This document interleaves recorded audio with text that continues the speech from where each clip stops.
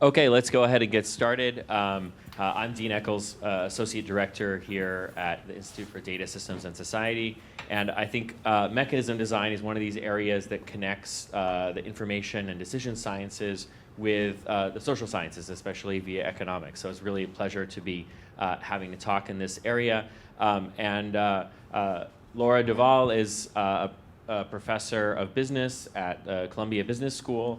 And is trained as an economist and works as a microeconomic theorist in kind of this interesting interface between econ and CS, and as of last year received a Sloan Fellowship. So it's really our pleasure to have her here today, and let's welcome Laura.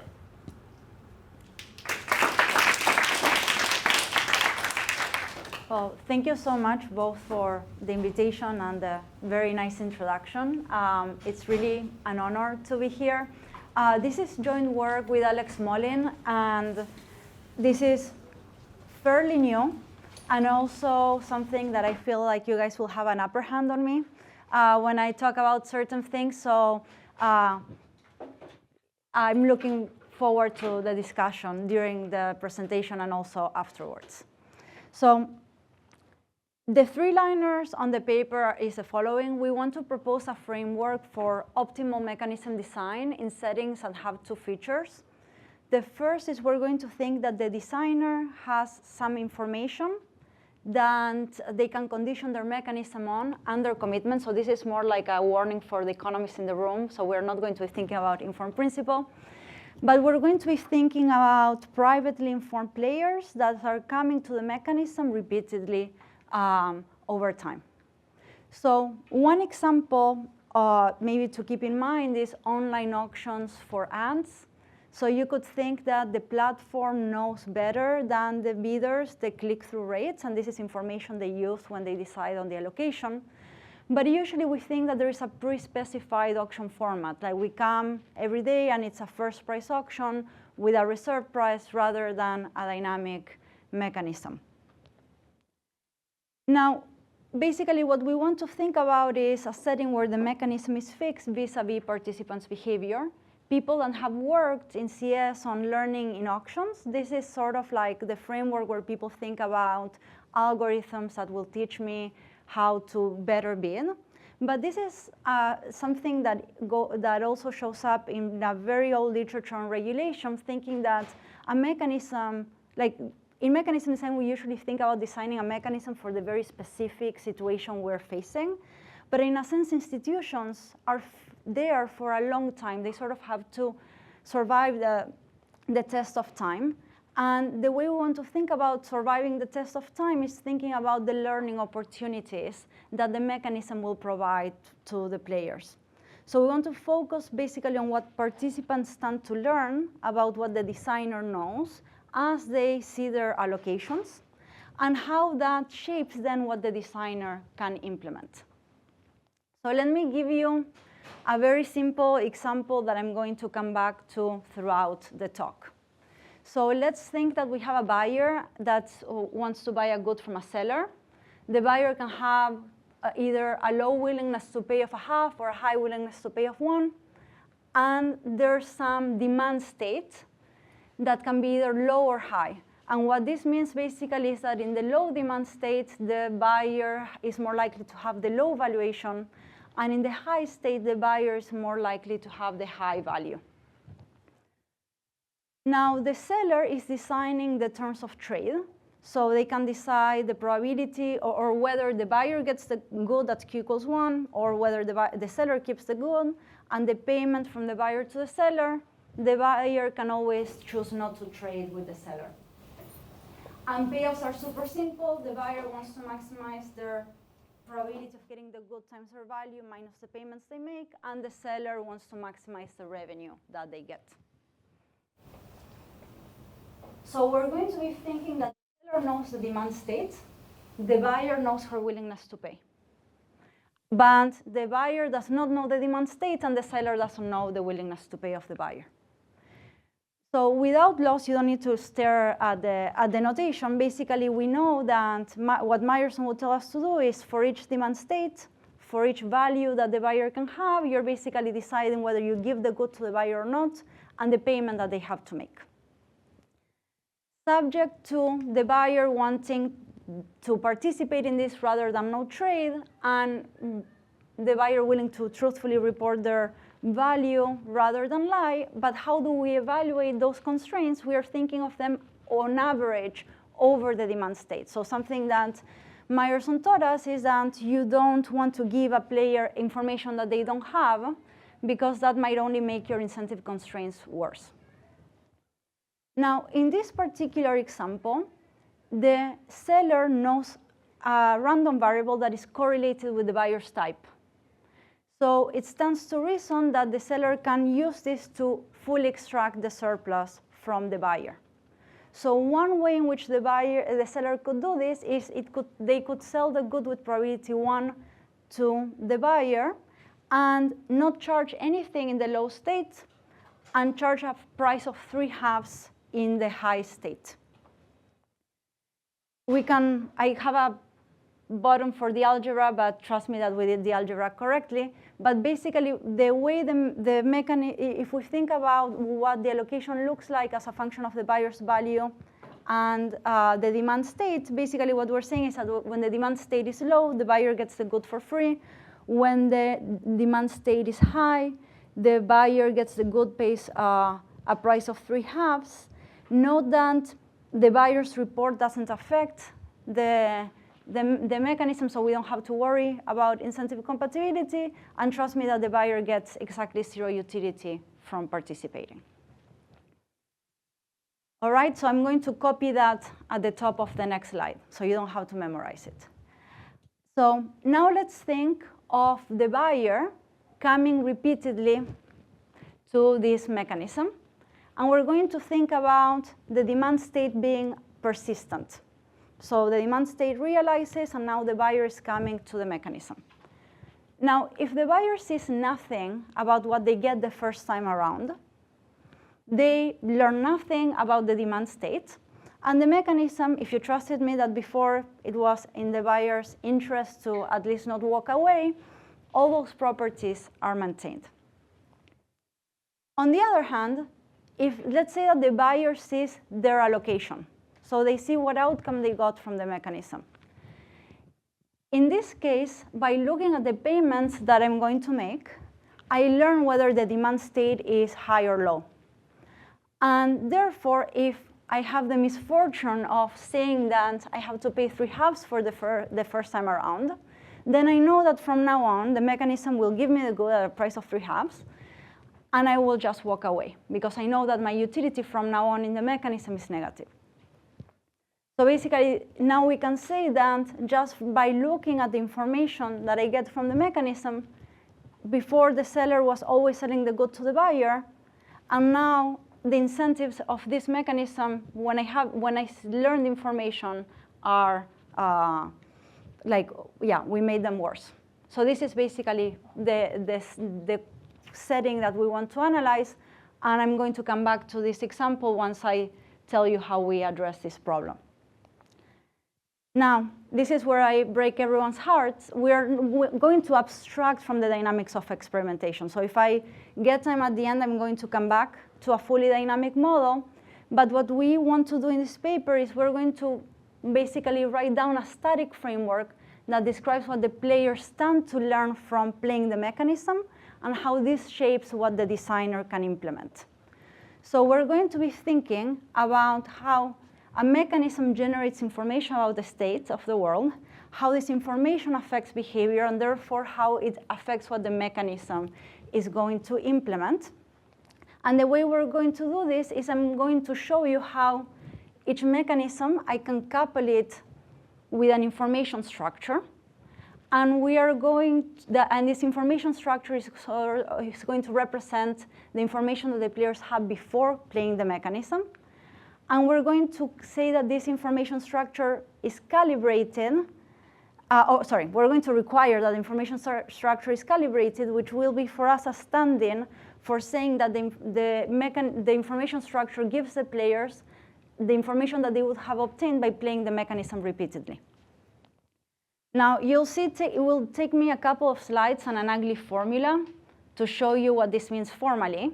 So that this does not become a mystery novel, let me give you an example of a calibrated mechanism. So if you, oh my, this clicker is not collaborating. So if you go to Amtrak and you buy a ticket and you don't get business class, Amtrak will ask you if you want to bid for business class. And the way it does it is it gives you this toggle bar, and it tells you as a function of your bid how likely or not you're going to win the auction. And sometimes you can even win with probability 1. So if you pay 52 in this case, you win with probability 1. Now our notion of calibration, what it will say is that if Amtrak here is telling me my correct probabilities of winning for each of the bids, then this is for us an instance of a calibrated mechanism. So basically, this is the kind of problems that our static, or the kind of mechanisms our static framework will allow us to describe. Ian. What is the state of the world? Example. So you could think, so that is something that we haven't done yet, but here you could think that this is just information about your competition. And then you could, if that is something like a parameter that's moving around the distribution of values of the bidders, that could be it. But you could imagine that here it's just like the state of the other players, the information of the other players. All right, so I'm going to focus, this is sort of like a kind of new work for us, but also I think that we have to make a big investment in going over the framework, that I'm going to focus more on the theoretical results rather than going through an application. Now, when I show you the definition of calibration, you're going to ask me, how on earth are we going to work with that? So the first result that I'm going to show you is that actually when you have calibrated mechanisms, it is equivalent. Are they? Should I hang up or? No, it's. I can only answer the call. And I'm not sure I should. Okay, so while that thing is distracted, you're not going to do the dynamics, but would you like me to? I think it's called the time response system. Yeah. Next time he's going to take a hammer. So. You said the state is persistent. The state is. You want us to think of the type as being sort of redrawn with the state's distribution, or just being fixed from? So in the you can think about it being drawn every time. I think that's the easiest way to think about it. But with the single agent, we've done like the micro foundation both ways. But with the multiple agents, I think it's easier with the IID. So basically, the first thing I'm going to show you is that rather than working with the definition that I'm going to show you is the class of calibrated mechanisms is going to be equivalent to a class of two-stage mechanisms, where the designer will first disclose some information to the players, and then conditional on that information, the players are going to be offered a direct mechanism that satisfies nice incentive constraints relative to the disclosed information, but now when you see your allocation from the mechanism, you will learn nothing else about the state.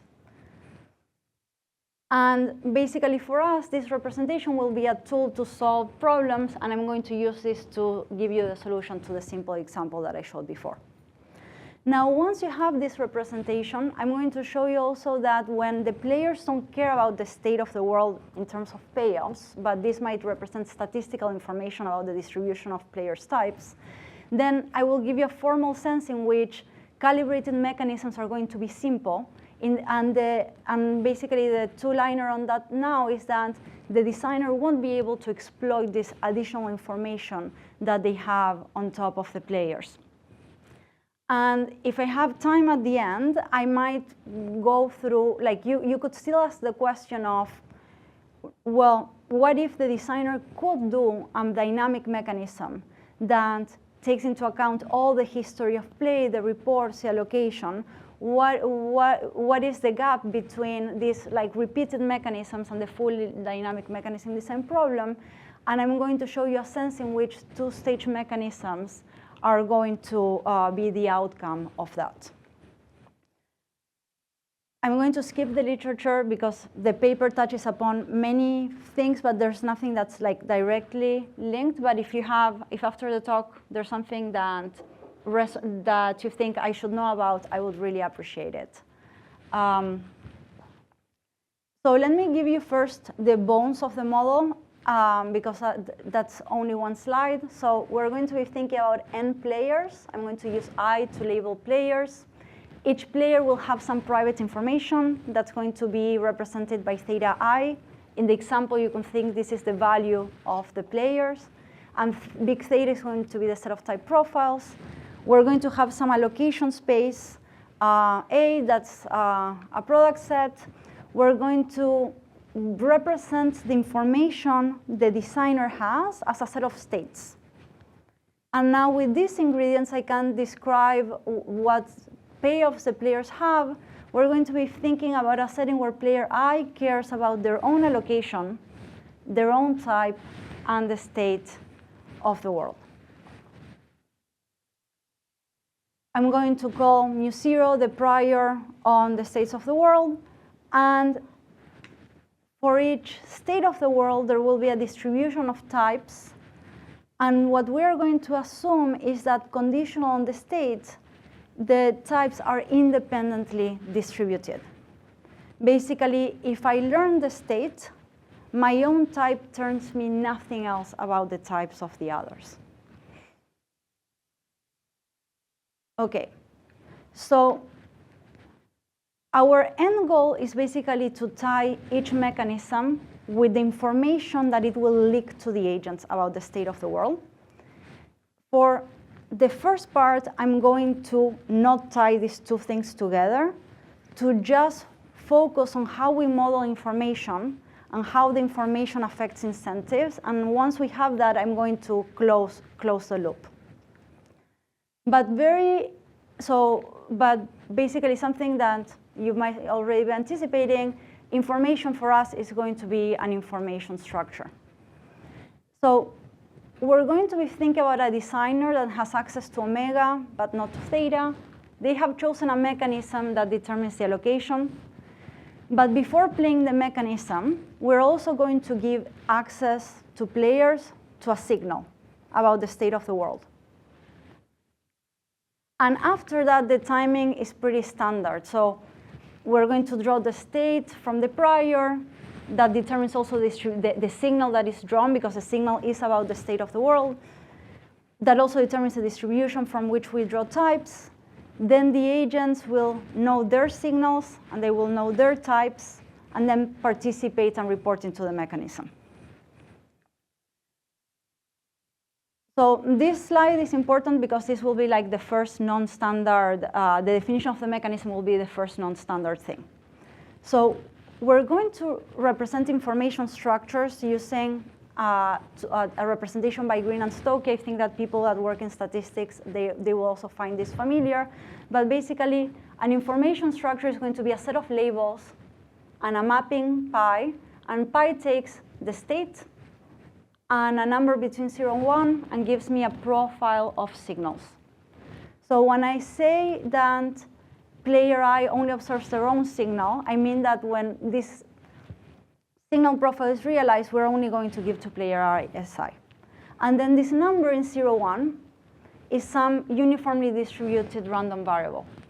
So there's two kinds of randomness here, the one of the state of the world, and then this uniformly drawn random variable that deterministically determine the signals. Now, what is a mechanism? So a mechanism for us is going to take a type report, the state of the world, and a number between 0 and 1, and then give me possibly at random an allocation. So the non-standard thing here is, so The first part is what we discussed in the example. So in Meyerson will say you ask the agent to type report. If you have some extra information, you can potentially condition your mechanism on that. This thing here, for us, is what will allow us to link the mechanism to the information. So this epsilon here, this number between 0 and 1, it will be the same number that goes into the information structure. And it will allow us to capture randomness in the mechanism that comes from the state of the world.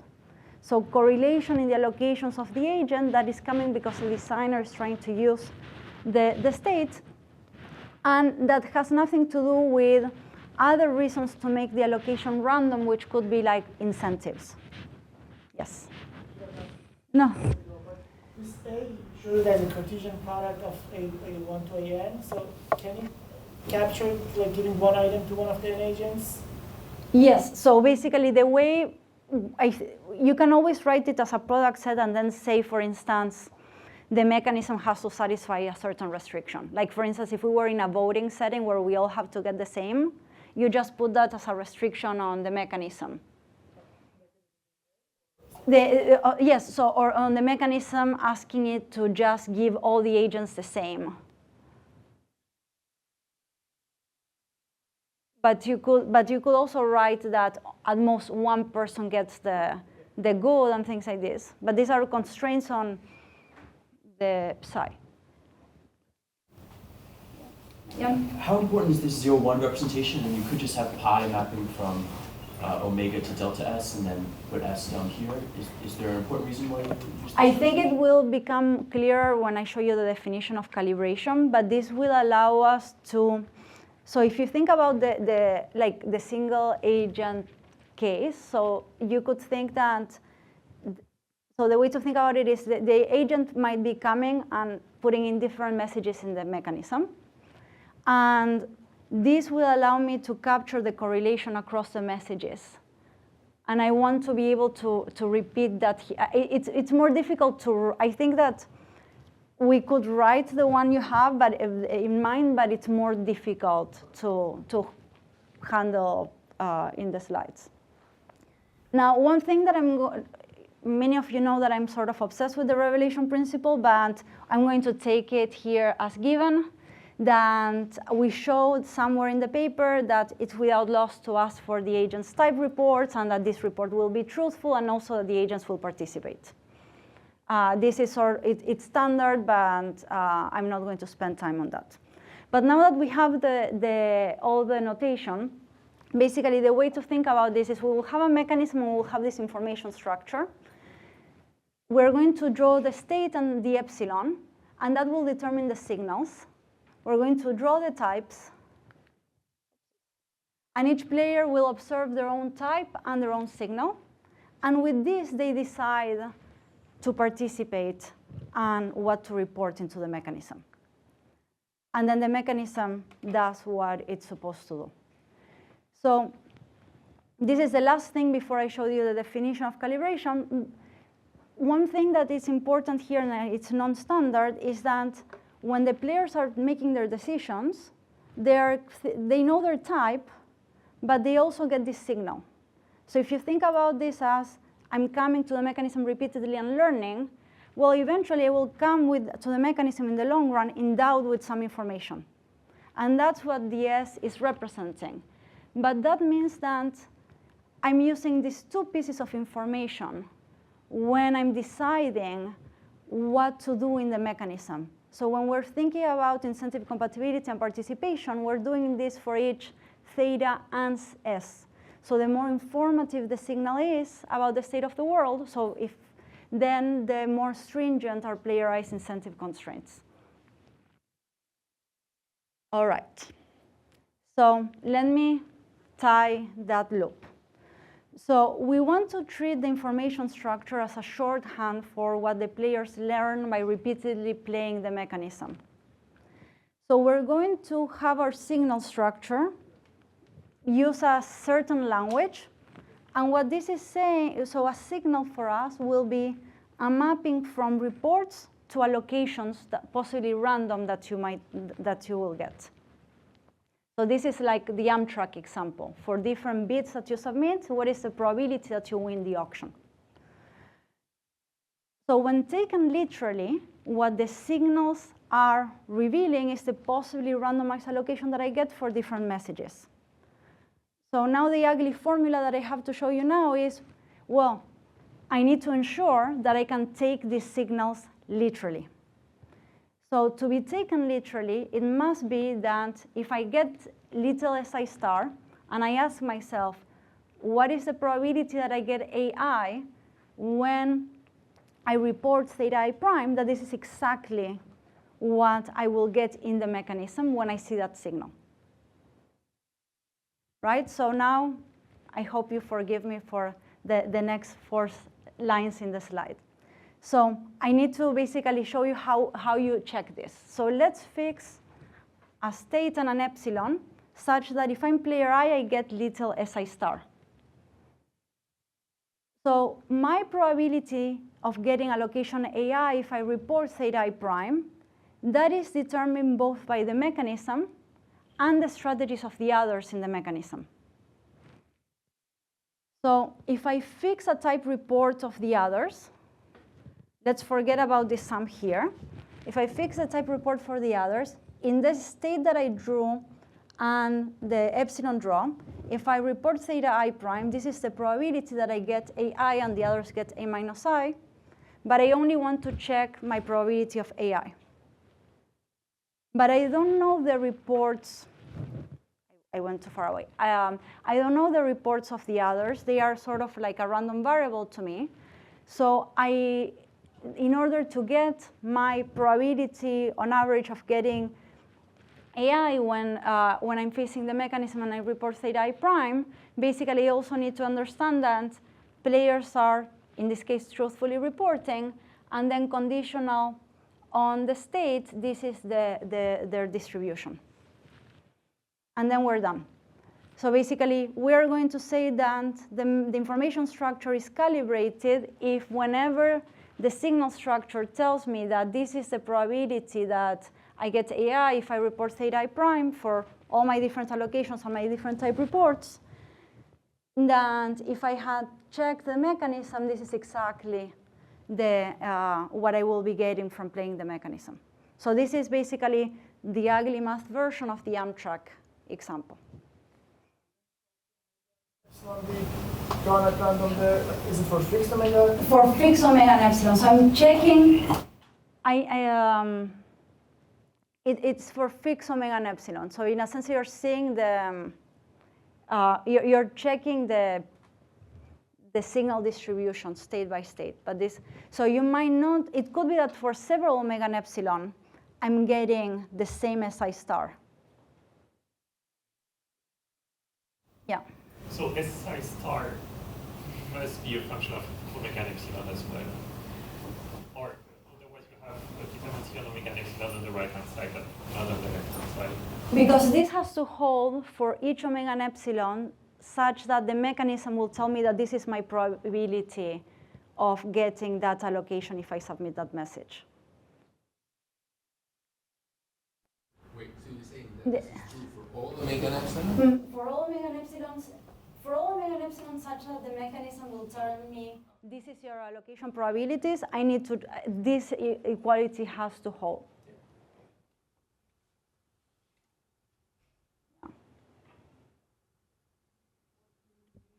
Couldn't there be another version of this that says just knowing my own SI star and taking the average over omega epsilons, the allocation that I get is what I'm told I'm going to get? So, but in that setting, then, so that definition will have the designer not, so if I understand correctly, now that I saw SI star, I have a belief about omega, and I can take that the expectation relative to that belief. So if you use that as your definition of calibration, you're going to go back to the Meyerson setting, where I don't tell you anything about the state of the world.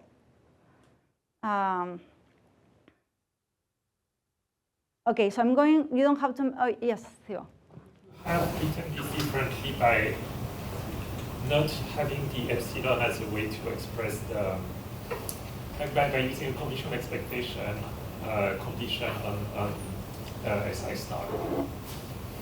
So basically only having omega on the right-hand side, no epsilon, but conditioning on SI star on the right-hand side. Would that have been equivalent?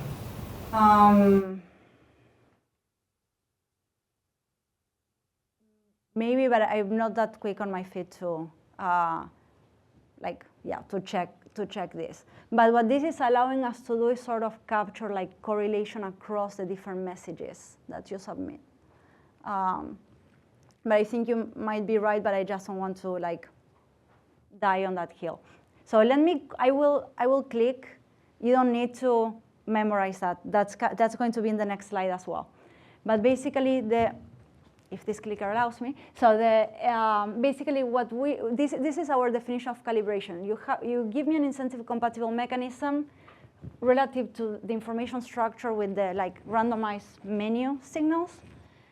And our notion of calibration is that whenever the mechanism tells me these are the probabilities of different allocations for different reports that you send, if I had gone and checked the mechanism, this is exactly the probabilities that I should get.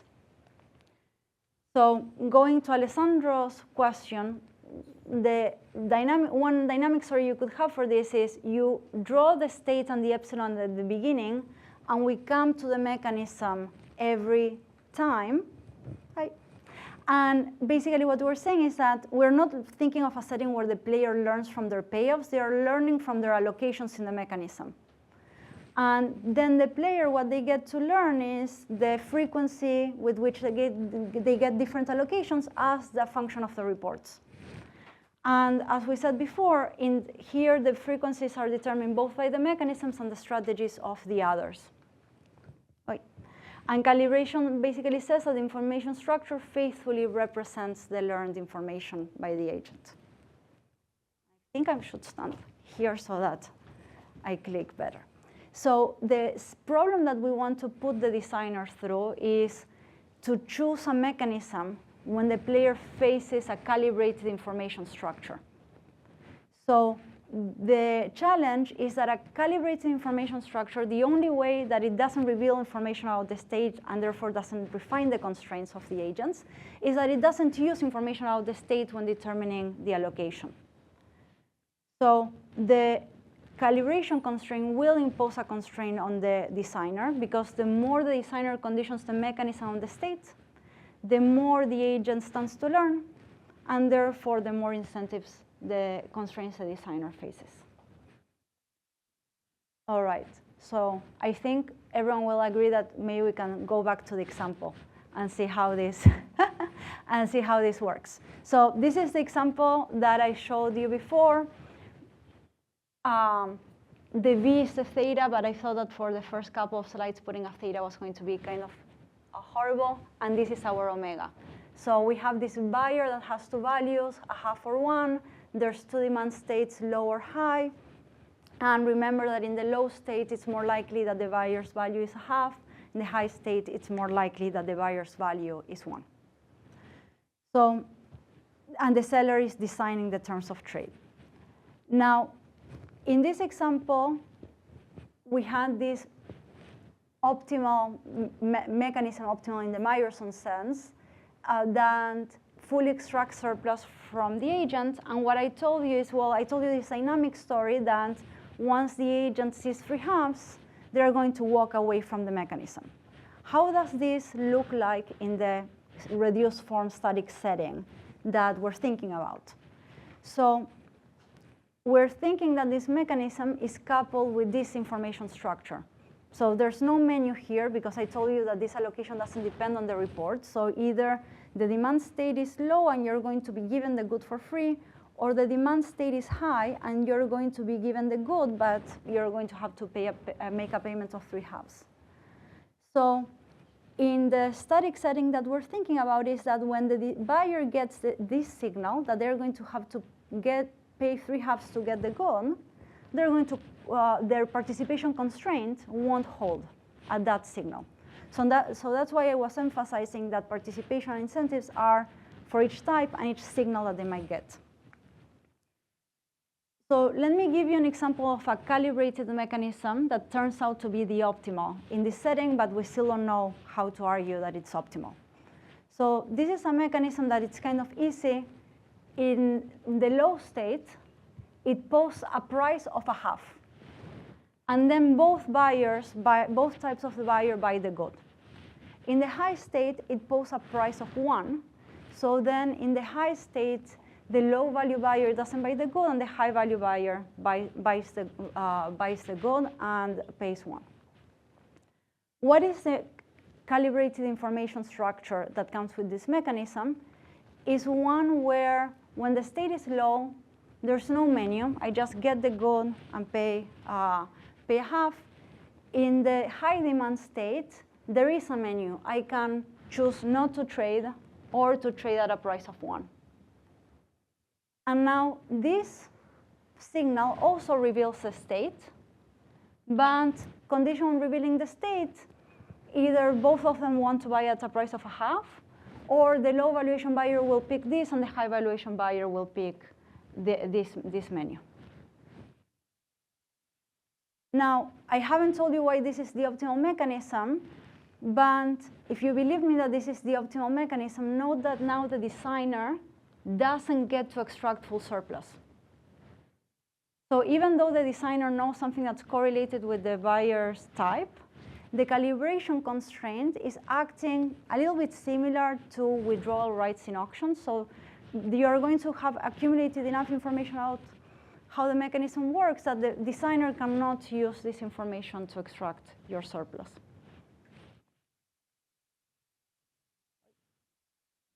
And the other feature about this mechanism is that this mechanism is optimal condition on each state. So basically, this mechanism that I'm showing you, it's revealing the state to the buyer and then doing the fully optimal thing then. And this will be more general than this example when the buyer, when the agents don't care about the state in their payoffs. Any questions about this? Right. So I'm going to show you now how we argue optimality. We're not going to work with these clunky signals, but with a different class of mechanisms. And then I'm going to go back to the example, show you how you argue optimality, and hopefully you'll trust me that the same argument extends in general, that with state-independent payoffs, mechanisms are going to be simple. And if I have 5 minutes, I will try to talk a little bit about the dynamic microfoundation because it relates to some of the things that we've been discussing with different people throughout the day. Now, maybe it's easier if I put these all things together. So I'm going to show you how calibrated mechanisms are equivalent to what we call two-stage mechanisms. But this slide will make you realize that it's not very hard to see this. So what calibrated mechanisms are doing in this setting where we have players that only care about their allocation and their type and the state is they are giving the players exactly the information they need to calculate their payoffs. So when player I observes the signal, their type theta I and the signal SI star, they do two things. They're learning information about the state of the world. After all, SI star has some correlation with omega, so I am updating my beliefs. But I'm also learning the probability with which I get different allocations for different reports. If these are the true probabilities, then these are the only two things that I need to calculate my payoffs. So my payoff from getting allocation AI, well, I'm going to calculate it just by looking at my new beliefs about the state of the world, and I can do that calculation. And then the probability of getting different allocations as a function of my report is given by what the signal told me. So everything about the other players in particular is subsumed here. I don't need to think about the other players or their allocation. So the mechanism gave me exactly what I need to calculate my payoffs, and that's what's going to explain the next result. Just for simplicity, let me do it in the case of one agent. but I have a button. Depending on what you want to see, we can do the multi-agent case as well. So I want to argue that calibrated mechanisms will be the same as two-stage mechanisms. Let me define formally what a two-stage mechanism is. So a two-stage mechanism will take a type and a state, and it will give me a distribution over beliefs and allocations. But I will call this a two-stage mechanism if I can decompose it into two things. A disclosure rule, so just information about the state that doesn't take any type report, and an allocation rule that depends on the belief and the type report and gives me an allocation. It doesn't depend on the state. So I can write my mechanism basically using my disclosure rule and the allocation rule. And the allocation rule satisfies that whenever the belief is mu, the agent is willing to report the truth to this mechanism. So what this is saying is twofold. One is that all the types of the agent will get the same information about the state. So this is, again, the idea that if I try the mechanism with all my different types and all the different messages, at the end of the day, all of us will end up with the same information. And the other thing that this is saying is that the mechanism is satisfying the incentive constraints given the updated information. So the way to think about it is that first I will get the information, and I will use this information when I decide what I want to choose in the mechanism.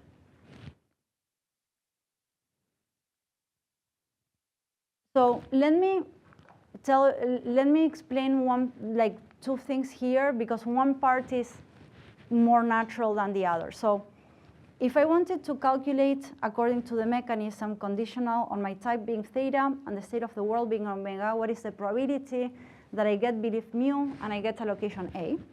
I can always do the law of total probability. So this is the probability of getting belief mu when I have theta and omega, and then given theta, omega, and mu, the probability of getting A. This is the law of total probability.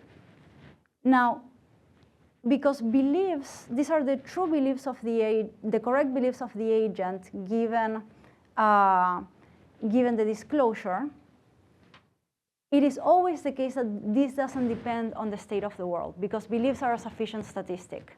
So this is something that even shows up in my work with Vasilikis' Creton limited commitment, that you can kill this part because beliefs already have all the information about the state. What's key for us, or the new thing, and it's less obvious, is that the disclosure doesn't depend on theta. So this idea that you don't need, different types of the agent are not getting different information, they are all getting the same information, and that's like the key part of like a two-stage mechanism, this uniform disclosure across the player's type. So this is the theorem that I was alluding to before, that this is exactly the same, what you implement with these two-stage mechanisms is exactly what you would implement with the calibrated mechanisms. And let me show you in the example how then we can see that, or how you can use this to solve for the optimal mechanism, and how we can see that what I showed you before was the optimal mechanism. So what the theorem is saying is that for each belief, let's use the belief to be the probability that the state is high. The designer is going to choose a mechanism that has to be incentive compatible for the agent, an optimal given belief mu. So for each belief, you're choosing basically a probability of trade and a transfer.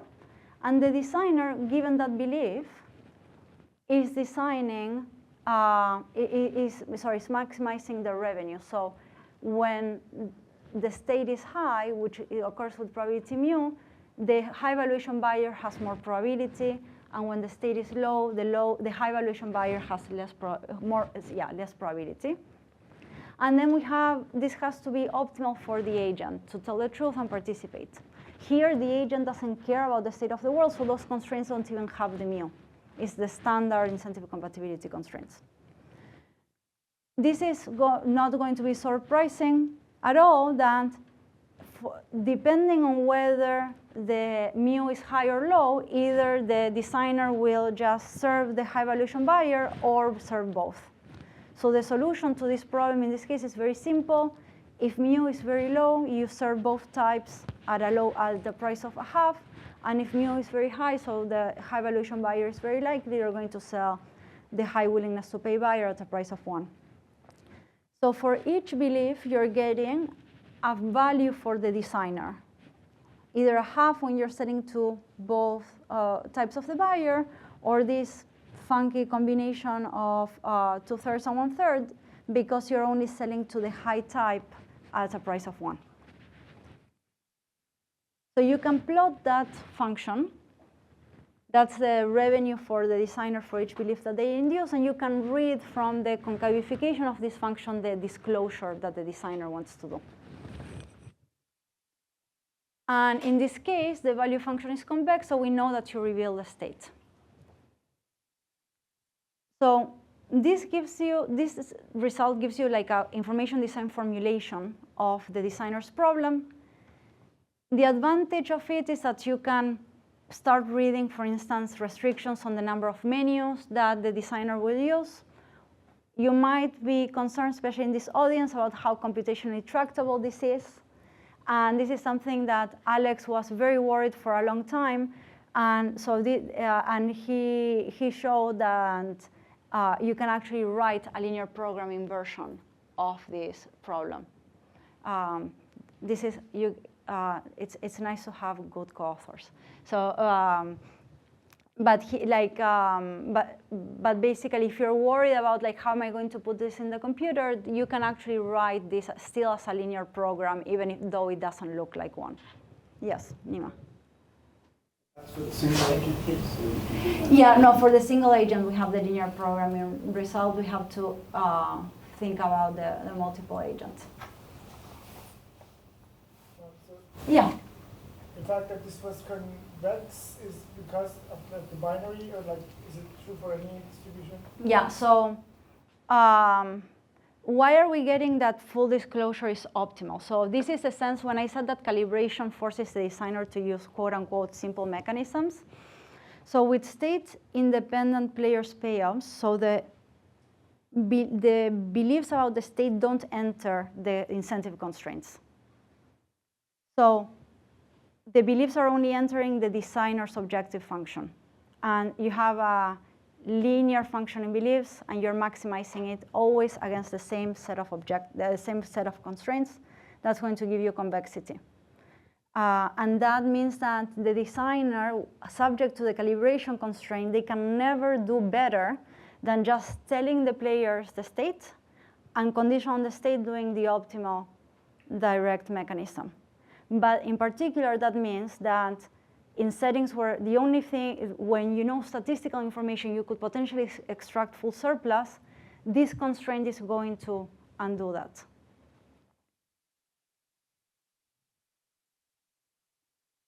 Okay, so any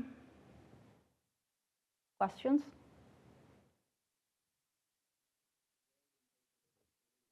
Okay. Is there a connection between this result and where we would end up if we had an informed principle? That is, I think that's probably something we can discuss in the reception or dinner. It's thought-provoking, and there are, yeah, let me not ramble in front of people, but that's a great question.